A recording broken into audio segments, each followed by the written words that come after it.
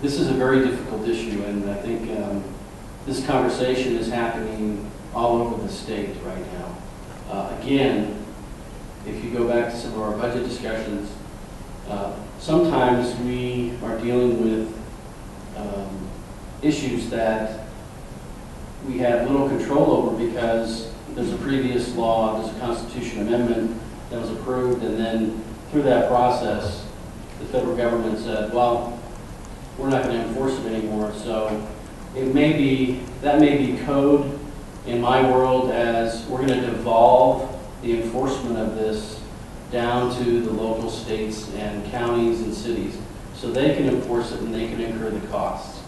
So what they've done is now created more of an issue for us on the state and local level.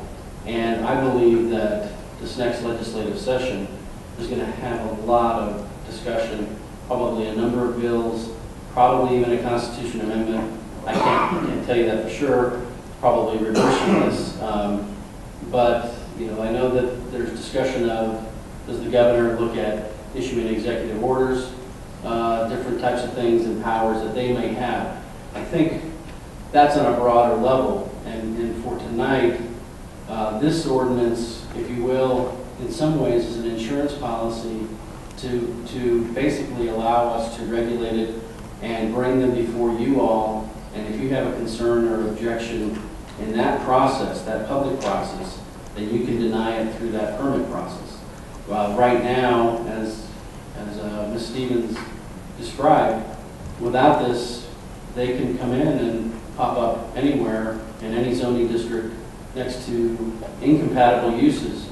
That isn't preferable. Certainly we can shut them down and shut them down through the building department, shut them down through our legislative powers, through the codes, but that may not stand the test of a challenge. And so giving them the process, you saw a gentleman last week come in objecting to the way we were proposing it.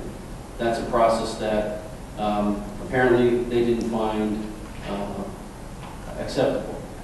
So that tells you that both sides of the issue aren't happy necessarily about it, but it's a process that isn't perfect. It is one of the only tools, and without it, they may pop up anywhere. And Chief, I don't know if you want to add anything. I'd like to jump in right here. I think that's a fallacy. I think that's a scare tactic. No business can operate here without going through the public process of going to the planning commission and then the council. So they're not going to just pop up next door. Mr. Mayor, Mr. Lewis, if you are in the proper zoning district, then you need to comply with the code. So a building that a jack-in-the-box wanting to establish in a commercial zone is allowed, and then they come in through the building department for a building permit, they are not required to come to council.